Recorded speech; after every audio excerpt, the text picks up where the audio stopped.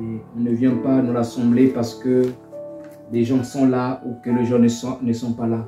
On vient dans l'assemblée parce que nous avons donné un rendez-vous à Dieu et il est important d'honorer ce rendez-vous avec les qualités qu'il faut. Si nous pouvons honorer les hommes par rapport à ce qu'ils nous payent, mais Dieu nous donne un grand plus salaire que les hommes ne peuvent pas nous donner, ce qui est le souffle de vie. Dieu nous donne le souffle de vie et en retour nous devons aussi l'honorer avec tout le respect. Si nous nous battons d'aller travailler très matinal, nous devons aussi nous battre d'arriver à l'église tôt. Que Dieu soit loué, que Dieu soit béni. Alors ce matin, je vais terminer par la grâce de Dieu notre série d'enseignements que nous avons commencé depuis un très bon moment. Ça fait de cela 7 dimanches que nous parlons de la restauration. 7 dimanches, donc pratiquement 2 mois que nous parlons de la restauration. Dieu nous avait inspiré de parler de ce thème parce que le Seigneur voulait qu'on puisse être comme lui. Et donc, 7 dimanches, nous avons parlé de la restauration. Et depuis 4 dimanches, aujourd'hui c'est le 4e dimanche, nous sommes en train de développer un sous-thème dont nous avons intitulé les ennemis internes de la foi. Les ennemis internes de la foi. Alors, il est important, pourquoi nous parlons de ces choses? Nous parlons de ces choses parce que ça fait partie des éléments fondamentaux de la foi chrétienne. La foi fait partie des éléments fondamentaux de la foi chrétienne. Vous savez, il y a dans la Bible ou dans la vie chrétienne, il y a 6 enseignements de base que doit connaître un enfant de Dieu. 6 enseignements de base que doit connaître un enfant de Dieu. En tout cas, si tu es dans le Seigneur, si ça fait des années que tu es dans le Seigneur, tu dois connaître ces 6 enseignements de base. Et la foi fait partie de ces enseignements de base. Et la Bible nous révèle ces 6 enseignements de base dans le livre de Hébreux au chapitre 6. L'auteur nous dit ceci, c'est pourquoi, laissant l'enseignement élémentaire de la parole de Christ, tendant vers la perfection sans poser de nouveau le fondement. Donc il y a 6 enseignements de base que chaque enfant de Dieu doit connaître. 6 enseignements de base. Donc le premier enseignement, c'est ce qu'on appelle la repentance aux œuvres mortes. Dans certaines versions de la Bible, on parle le renoncement aux œuvres mortes. Donc lorsqu'on te pose la question en tant qu'enfant de Dieu, c'est quoi la repentance ou le renoncement aux œuvres mortes? Et donc vous pouvez vous souvenir, avant de parler, avant qu'on puisse entrer dans l'enseignement qui est la restauration, on a développé un enseignement ici dont le thème était « C'est que Dieu attend des hommes ». Et dans cette série d'enseignements, le premier message était la repentance. On a parlé en long et en large de la repentance. Et donc, c'est important de connaître c'est quoi la repentance, non pas seulement de manière globale, mais aussi des œuvres mortes. Parce qu'il y a des bonnes œuvres, il y a des mauvaises œuvres et il y a des œuvres mortes. C'est 3 choses complètement différentes. Et le deuxième enseignement fondamental que doivent connaître les enfants de Dieu, la Bible parle de la foi en Dieu.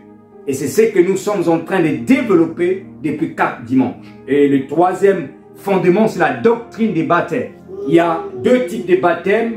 Il y a les baptêmes par le baptême de l'eau, il y a le baptême de l'esprit. Mais vous allez remarquer que dans le baptême de l'eau, il y a des gens qui baptisent par aspersion, d'autres baptisent par immersion. Et ceux qui baptisent par immersion, il y a aussi 2 groupes. Il y en a le premier groupe qui te plonge 1 fois dans l'eau, il y en a un autre groupe qui te plonge 3 fois dans l'eau.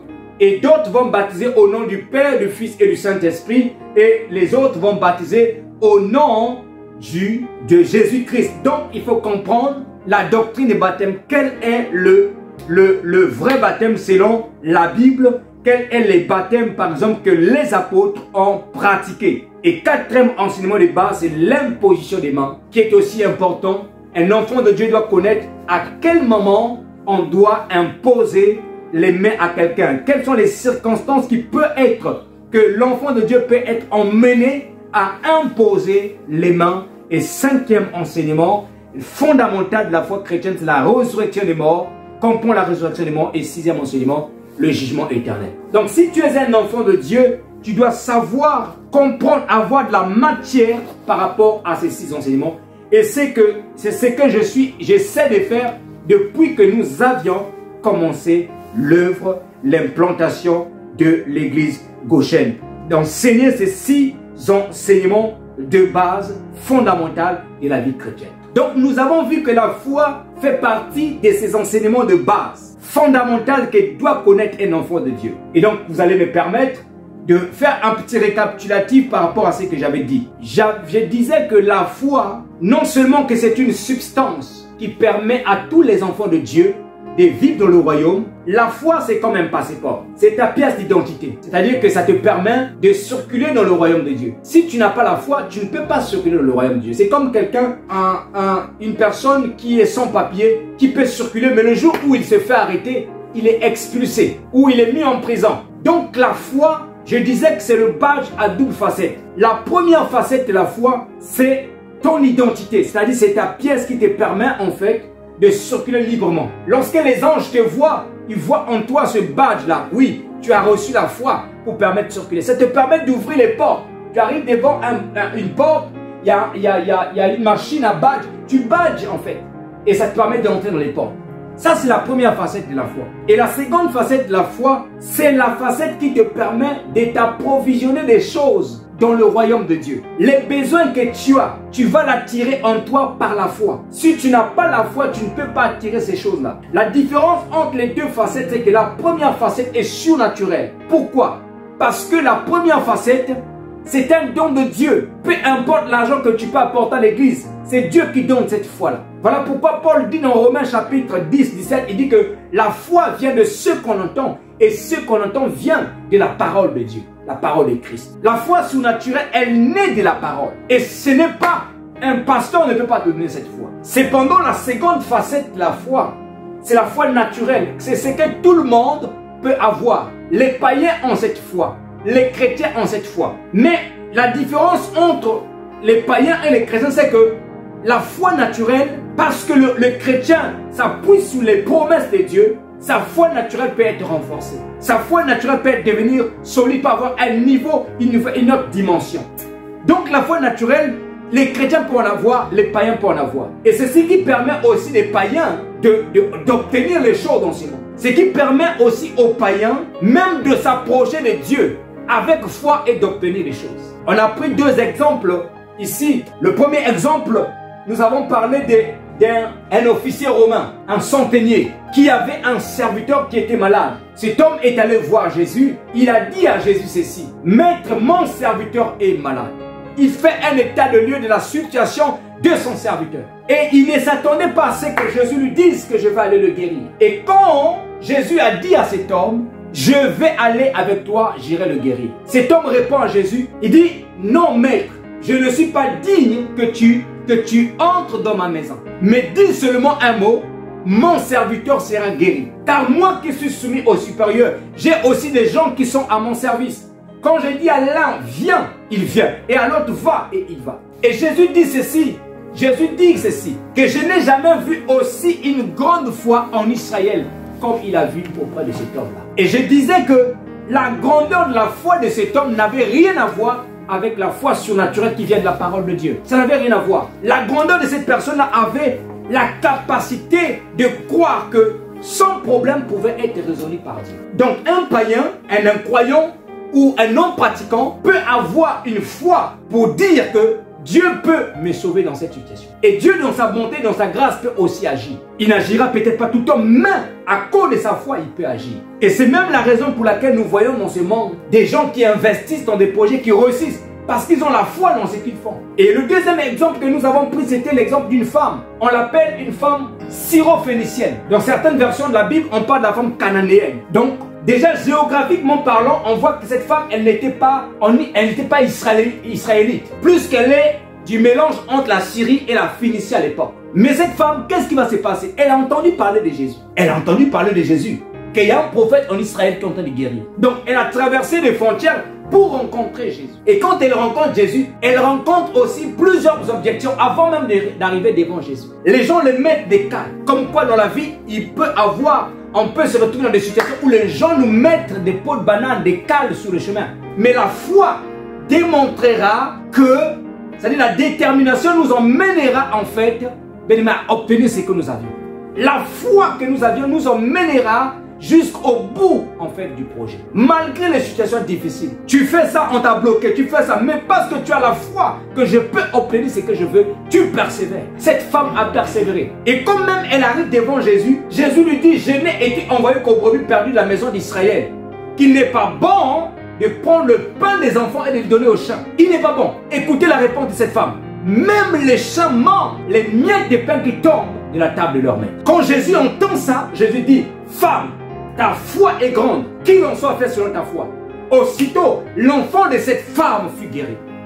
Mais non, la question, quand Jésus dit femme, ta foi est grande, de quelle foi s'agit-il? Est-ce que c'est la foi qui vient de la parole de Dieu? Non, c'est la foi de croire que Dieu peut m'accorder ce que j'ai, mon besoin. Dieu peut combler mon besoin. La foi de s'approvisionner des choses de Dieu. Donc, voyez-vous, frères et sœurs, une personne qui n'a pas la foi ne peut pas faire de grandes choses dans ce monde. Une personne qui n'a pas la foi ne peut pas faire de grandes choses. Parce qu'on va découvrir que dans la foi, il y a des ingrédients. Et parmi les ingrédients, on va voir, il y a la confiance et l'assurance en soi. Quand tu n'as pas confiance en toi, tu n'as pas l'assurance en toi, tu es déjà en train d'échouer. Parce que ce qui va te permettre de réussir dans les projets, même séculiers, c'est la confiance et l'assurance en toi. Tu as confiance dans tes projets, tu as confiance dans tes talents, tu as confiance en toi. Ça va te permettre d'avancer. Donc la foi, elle est vitale. La foi, elle est importante. Vraiment, en tout cas, la foi est importante. Ce n'est pas pour rien que la foi fait partie des 6 enseignements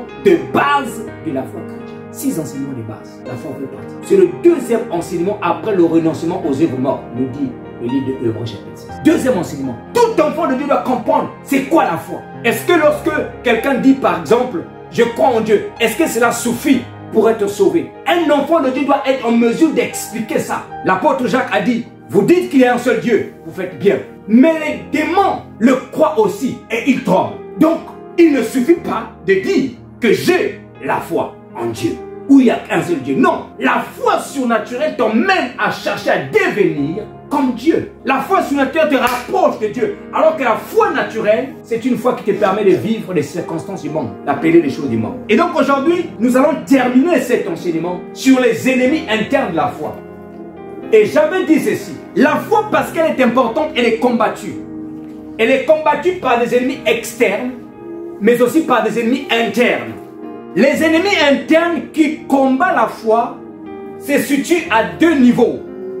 Dans le niveau émotionnel et le niveau psychologique. Mais très souvent, ça commence d'abord par le niveau émotionnel. Le niveau émotionnel, et quand le niveau, les symptômes, les maladies, les états émotionnels ne sont pas guéris, ces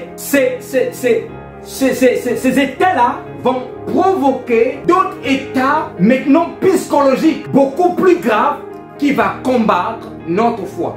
Je vais prendre un exemple. Une petite peur.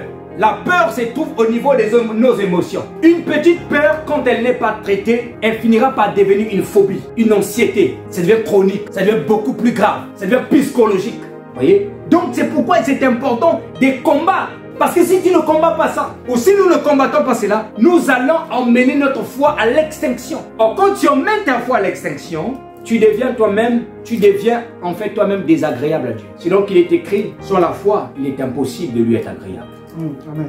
Il faut que celui qui s'approche de Dieu croit que Dieu existe et qu'il est le rémunérateur de ce qu'il cherche. Alléluia. Amen. Et donc aujourd'hui, on va parler de notre ennemi.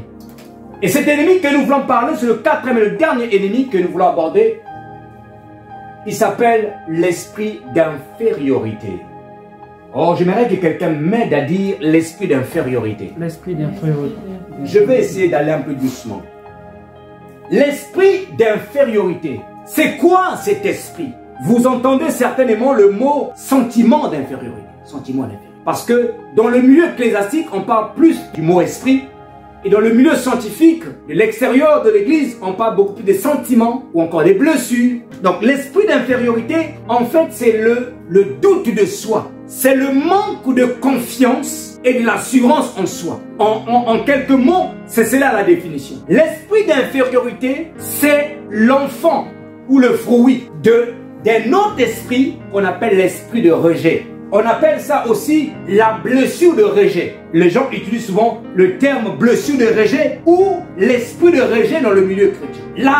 L'esprit de rejet ou la blessure de rejet En fait, c'est une blessure émotionnelle qui engrange la plupart des personnes qui ont connu le mépris, le rejet, l'exclu, l'éloignement, le manque d'amour dans leur enfance. La plupart des gens qui n'ont pas connu l'amour dans leur enfance, qui ont été méprisés et éloignés, ils ont développé, ils ont dans leur cœur une blessure émotionnelle qu'on appelle la blessure des rejets. Et l'une des particularités de cette blessure, c'est qu'elle fait ressasser dans les pensées de ses victimes les souvenirs du passé, les mauvaises clichés, les mauvaises images du passé. Et ce qui fait que la victime devient à ce moment-là esclave de son passé, et lui empêchant de déployer le potentiel qui est en lui. Je vais prendre deux exemples. Prenons le cas d'une personne. Parce que l'esprit de rejet, on peut être victime de cet esprit même en étant une grande personne. Même en étant grand. Tu es marié à prenons le cas d'un couple qui marche ensemble depuis des années, sont mariés. Un matin, l'homme décide de se séparer de sa femme de manière brutale et va sortir avec une autre femme que sa femme connaissait. Ça peut laisser une blessure émotionnelle qu'on appelle l'esprit de rejet. De même aussi, ça peut être inverse. La femme quitte son mari pour aller prendre un autre homme que le mari connaissait. Ça fait très mal, ça laisse une blessure. Alors, qu'est-ce qui va se passer?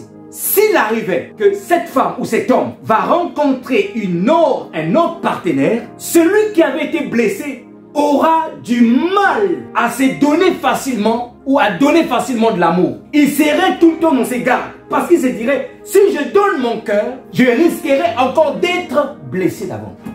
Donc il serait tout le temps dans ses gardes. Il serait dans une posture de recevoir et non pas de donner.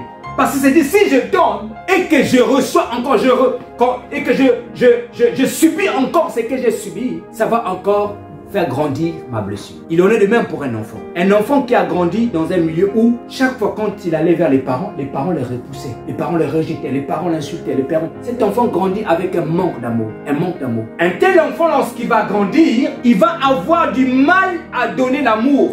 Parce que il s'est dit, si je donne l'amour, peut-être encore on va me rejeter. Et donc l'enfant grandira avec une posture de recevoir l'amour. L'enfant grandira avec une posture de toujours chercher l'amour. Le pire dans tout ça, c'est que cet enfant qui a subi ou encore qui est victime de l'esprit de rejet sera en constante permanence recherche de son amour soit comblé. Et ce qui est dangereux, c'est que la recherche de cet amour-là, généralement, c'est auprès des hommes ou des femmes.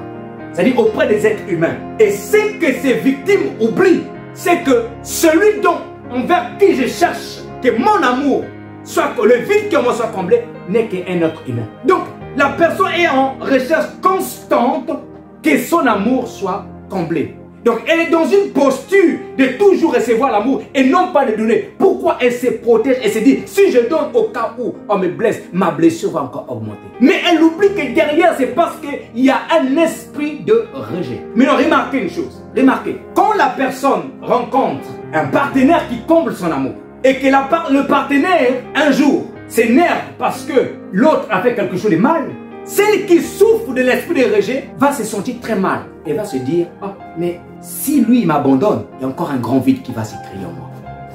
Et donc, qu'est-ce qui va se passer? Celui qui souffre de l'esprit de rejet, parce qu'il est en recherche constante de l'amour, qu'est-ce qu'elle va faire? Elle va tuer son assurance. Elle va tuer ses affirmations pour se soumettre à l'autre, pour que l'autre continue à lui donner l'amour. Mais sans se rendre compte, la victime de l'esprit de rejet est en train d'acheter l'amour auprès de son prochain. Elle ne se rend pas compte. Elle ne se rend pas compte. Ça veut dire qu'elle commencera à faire des choses, non pas parce qu'elle est convaincue, elle a l'assurance, mais parce qu'elle veut plaire. Elle ira même jusqu'à demander à l'autre, qu'est-ce que tu veux que je fasse? Pourquoi? Parce qu'elle veut conserver ou protéger cette blessure qui est en elle. Donc, la blessure là engendre ce qu'on appelle l'esprit d'infériorité. Et ce sont petits, la victime, ce sont petits ou petites.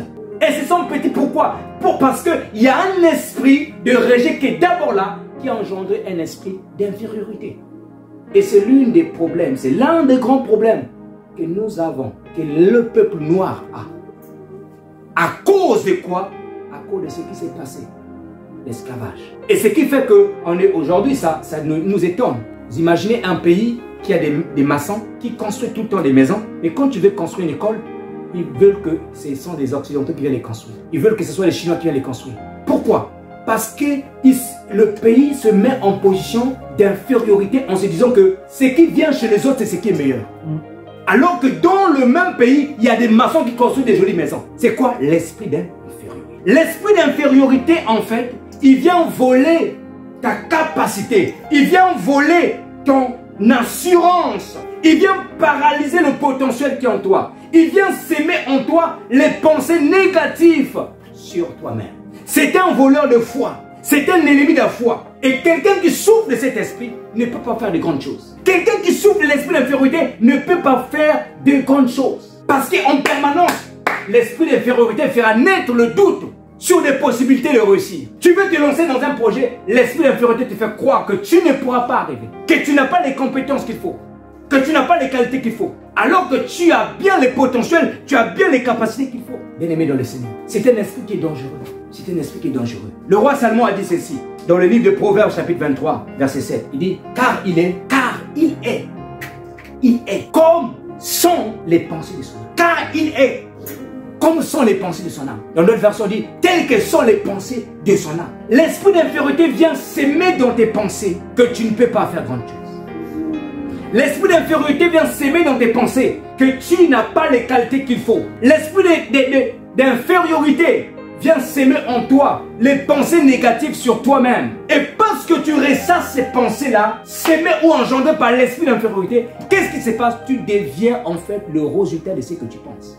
Et c'est ce que le roi Salomon dit. Tel il est, comme sont les pensées de son âme. Tu es le résultat de tes pensées. Tu te dis que je suis venu dans ce monde pour accompagner. Tu ne vas qu'accompagner les autres. Je suis venu dans ce monde. Je ne peux pas accomplir grand chose. Tu n'accompliras pas grand chose. Parce que c'est ce que dit en fait véritablement tes pensées. On va lire un texte dans la Bible, une belle histoire. Le livre de Juges, chapitre 6, verset 13 à 15. Bien aimé, sortons de l'esprit d'infériorité. L'esprit d'infériorité, c'est un voleur. Il vient voler ton assurance. Il vient voler ta confiance. C'est un opposant de ta foi. Un ennemi de ta foi. Un ennemi de ta foi. Je lis la parole du Seigneur dans le livre de Juges, chapitre 6, verset 13 à 15. La Bible dit ceci. Je prends à partir du verset 11. Puis vint l'ange de l'Éternel. Il s'assit sous le térébinthe d'Ophra qui appartenait à Joas, du clan d'Abiézer. Gédéon, son fils, battait du froment au pressoir pour le mettre à l'abri des mendiants. L'ange de l'Éternel lui apparut et lui dit, l'Éternel est avec toi, vaillant héros. Gédéon lui dit, ah, mon Seigneur, si l'Éternel est avec nous, pourquoi tout cela nous est-il arrivé? Et où sont tous ces prodiges que nos pères nous racontent quand ils disent l'Éternel ne nous a-t-il pas fait monter hors de l'Égypte? Maintenant l'Éternel nous abandonne et nous livre entre les mains des mendiants. L'Éternel se tourna vers lui et dit, va avec cette force que tu as et tu sauveras Israël de la main des mendiants. N'est-ce pas moi qui t'envoie? Il répondit, ah mon Seigneur, avec quoi sauverai-je Israël? Voici que ma parenté est la plus pauvre en Manassé, et je suis le plus petit dans la maison de mon père. L'Éternel lui dit, mais je serai avec toi, et tu battras mendiant, comme un seul homme. Il lui répondit, si j'ai obtenu ta faveur, donne-moi un signe, que ce soit toi qui me parles. Bien-aimé dans le Seigneur, la Bible nous parle dans ces textes de ce jeune homme qui s'appelait Gédéon. Gédéon veut dire celui qui coupe ou celui qui fait tomber. Gédéon porte un nom prophétique. Un nom prophétique. Et donc, un jour, Gédéon était en train de battre le froment au térébinthe d'Ophra. La Bible dit que pour le protéger des mendiants, parce que Gédéon vivait dans une époque où Israël avait un déclin spirituel. L'Israël n'était pas en communion avec Dieu, avait brisé, fissuré leur communion avec Dieu à cause du péché. Et donc les Madianites venaient piller tout ce qu'Israël s'aimait. Et donc Gédéon est en train de battre du froment pour les protéger. Et là, la Bible nous dit que l'ange de l'Éternel, c'était Dieu lui-même qui était descendu sous forme d'ange. Il vient voir Gédéon, il appelle Gédéon, vaillant héros. L'Éternel est avec toi. Vous voyez, Dieu, c'est lui qui s'appelle l'homme qui fait tomber, ou bien celui qui coupe ou qui fait tomber. Dieu le voyait aussi au même niveau C'est-à-dire Dieu voyait en Gédéon quelqu'un qui fait des grandes choses, quelqu'un qui fait des exploits. Il dit, vaillant héros, l'Éternel est avec toi. Mais remarquez dans cette situation, pendant que Dieu voit Gédéon, un héros, une personne puissante, mais Gédéon, lui, il se voit un petit, quelqu'un qui n'est appelé à rien. L'esprit d'infériorité. Gédéon se voit petit. Gédéon s'est dit, non. Si l'Éternel est avec nous, pourquoi toutes ces choses-là nous arrivent? Pourquoi toutes ces choses-là nous arrivent? Gédéon avait la force. Dieu lui dit, va avec la force que tu as. Tu vas combattre. Maintenant, tu remporteras la victoire.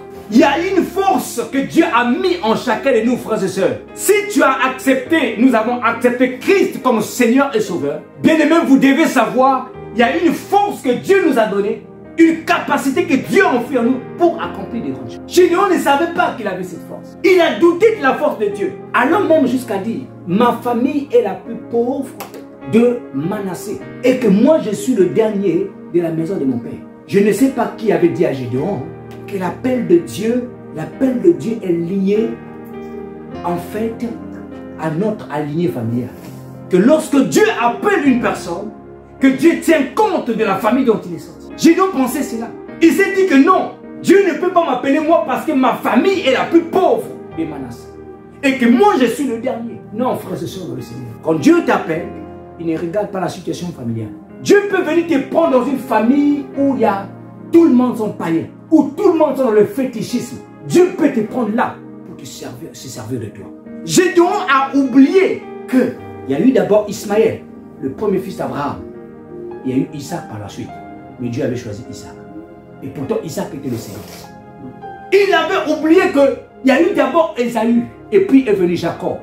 Mais Dieu a choisi Jacob. Il a oublié qu'il y avait d'abord Aaron. Il y avait Marie. Il y avait Moïse. Mais Dieu a choisi Moïse. Il avait oublié ça. Que Dieu peut prendre même le plus petit pour l'utiliser comme un serviteur. Gédéon avait oublié ça. Il dit que non, ce n'est pas possible parce que moi je suis le dernier de ma famille. Et ma famille est plus pauvre. Dieu a dit à Gédéon, va. Dieu voyait Gédéon bien-aimé comme un héros. Et ce matin, j'aimerais dire à quelqu'un que en Jésus-Christ, Dieu nous voit comme des héros. Parce que Paul a dit, il a dit, quelque part dans le livre de Romains, il dit, nous sommes plus que vainqueurs parce que Dieu nous a aimés. Nous sommes des héros, frères et sœurs. L'esprit d'infériorité t'empêchera d'accomplir la mission de Dieu. Il y a un potentiel que Dieu a mis en toi pour gagner les âmes. Il y a un potentiel que Dieu a mis en toi pour prêcher. Mais toi, tu te vois toujours que non, je ne peux pas l'accomplir. En fait, tu es en train de faire la foi. Tu es en train de t'empêcher d'entrer dans ta destinée prophétique, qui est de la peine de prêcher la parole de Dieu, la peine de prier. À cause de quoi? L'esprit d'infériorité. Nous devons sortir de l'esprit d'infériorité. Nous devons croire que, en tant qu'enfants de Dieu, nous avons la capacité, la possibilité de tout faire. J'aime un texte dans la Bible, dans le livre de Éphésiens, chapitre 2, verset 10. Écoutez ce que nous dit la Bible. La Bible dit, car vous êtes son ouvrage. Il dit, car vous êtes son ouvrage. Ayant été créés en Jésus pour le bon Dieu, que Dieu a préparé d'avance afin que nous les pratiquions. La Bible commence en disant, car nous sommes son ouvrage. Le mot ouvrage veut dire poème, de sa signification en grec, poème ou chef-d'œuvre. Or, vous savez, quand on écrit un poème, on n'écrit pas un poème à la va-vite. Lorsqu'un poète écrit un poème, il prend le temps d'écrire son poème. Lorsqu'un artiste, ceux qui font les sculptures là, quand tu fais un chef-d'œuvre ou un peintre, quelqu'un qui travaille dans la décoration autre, quand il fait un chef-d'œuvre, il prend le temps de faire son chef-d'œuvre. Il prend le temps de faire ça. Donc Dieu a pris le temps de nous former en Christ. La Bible dit que, ayant été créés en Jésus-Christ, que Dieu a préparé d'avance pour les bonnes œuvres. Dieu a pris le temps de nous créer. Lorsque nous avons donné notre vie à Christ, en fait, Dieu nous a recréé notre esprit en Jésus. Donc, Dieu nous regarde comme étant des chefs-d'œuvre, comme étant des poèmes entre ses mains. Pour ainsi dire, nous avons, par cette conception, cette recréation que Dieu a faite, nous avons reçu le potentiel de pouvoir faire des choses. Bien aimé, tu ne dois pas te dire que non, je ne suis pas appelé à prêcher. Je ne suis pas appelé à évangéliser. Je ne suis pas appelé à prêcher. Je ne peux pas faire telle activité. Non, je ne peux pas créer. Je ne suis pas appelé à créer de la richesse, à créer des entreprises. Non, frère. Non. Nous avons reçu ce potentiel, cette grâce. Et nous avons la foi surnaturelle et naturelle qui nous permet en fait d'accomplir de grandes choses. Et donc l'esprit, quand tu cultives l'esprit d'infériorité va faire quoi? Il va combattre ta foi qui est appelée en fait à faire des grandes choses. Il va combattre la foi qui te permettra d'appeler des grandes choses. Les rêves que tu as, les projets que tu as, les plans que tu as dans ta vie, quand tu es envahi par l'esprit d'infériorité, qu'est-ce qui va se passer? En fait, tu ne vas pas les accomplir. Et c'est comme ça que beaucoup de personnes quittent ces mondes sans avoir accompli leurs rêves. Ils avaient des rêves dans le cœur, ils avaient des projets, mais ils n'ont jamais été emmenés à les mettre en pratique. À cause de quoi? À cause du manque d'assurance. À cause de quoi? À cause du manque de confiance. Bien-aimé dans le Seigneur, ce matin, le Seigneur veut interpeller une personne. Peu importe ce que tu as vécu dans ton passé, peu importe ce que tu as subi dans ton passé, si tu es combattu par un esprit de rejet, si tu es combattu par un esprit d'infériorité, laisse-moi te dire que Dieu peut te délivrer dans cette situation. Pour que Gédéon puisse remporter la victoire, pour que Gédéon remporte la victoire, bien aimé, il a fallu que Gédéon change son paradigme. Il a fallu que Gédéon change sa façon de voir les choses. Lorsque Gédéon a changé sa façon de voir les choses, bien aimé, la Bible dit, il est parti avec une armée minuscule de 300 personnes. Et lorsqu'il est parti avec cette armée minuscule, il a remporté la bataille. Il a remporté le combat. Gédéon s'est dit à l'intérieur de lui, il s'est dit, je ne veux pas me considérer comme moi je me considère. Gédéon s'est dit à l'intérieur de lui, je veux me regarder comme Dieu me regarde. Nous devons nous regarder comme Dieu nous regarde. Comment est-ce que Dieu te regarde? Il te regarde son chef-d'œuvre. Il te regarde son poème. Il te dit que tu peux tout par Christ qui te fortifie. Il te dit que tu es plus que vainqueur parce que Christ t'a aimé. Il veut que tu entres en 2022 avec un esprit de conquérant, un esprit vaillant. Il veut que tu rentres en 2022 en éloignant de toi toute forme d'infériorité, que je n'y arriverai pas, que je ne pourrai pas le faire. Ce matin, j'aimerais te dire que tu as reçu la capacité, le potentiel pour faire ce que Dieu t'appelle à faire. Amen. Nous avons reçu cette capacité-là devant une grande armée. Gédéon est parti seulement avec 300 personnes. Et dans les 300 personnes, la Bible dit que Gédéon a remporté. Quel était le secret de Gédéon? Il avait repris l'assurance. Il a repris la confiance. Il s'est dit non, si exactement les signes que j'ai demandé à Dieu s'est accompli, c'est que Dieu est avec nous et que nous remporterons. Or, le problème c'est que nous, aujourd'hui, nous avions des signes parfois. Tu as prié, tu as demandé à Dieu, donne-moi des signes, Dieu t'a donné des signes. Mais tu as toujours peur de pouvoir t'engager, de pouvoir te lancer. C'est le problème. On doit sortir de là. Nous devons, bien aimé, combattre cet esprit d'infériorité parce que l'esprit d'infériorité t'empêche, t'éloigne des plans que Dieu a tracés pour toi. Il faut refuser, nous devons refuser toutes les mauvaises clichés, les faux clichés là, les faux clichés, des fausses clichés que l'esprit de rejet ou encore l'esprit malin a mis en nous. Nous devons rejeter cela. Les faux clichés que non, parce que je viens de telle famille, que je ne peux pas accomplir. Des faux clichés parce que non, mon père n'a pas été à l'école, je ne peux pas le faire. Des faux clichés parce qu'on m'insultait quand j'étais un enfant, on me piétinait, on m'écrasait, on m'éloignait, que je ne peux pas y arriver. Je dis à quelqu'un, quelle que soit la dimension, le nombre de paroles méchantes, mauvaises que tu as reçues dans ton enfance, une fois que tu es en Christ, tu peux faire tout ce que les hommes te disaient de ne pas faire. Ah oui, oui, oui. Tes parents peut-être te voyaient que tu es un veau à rien. Mais une fois que tu as reçu Christ dans ta vie, cet esprit d'infériorité qu'on a sémé depuis ton enfance, bien-aimé, est tombé.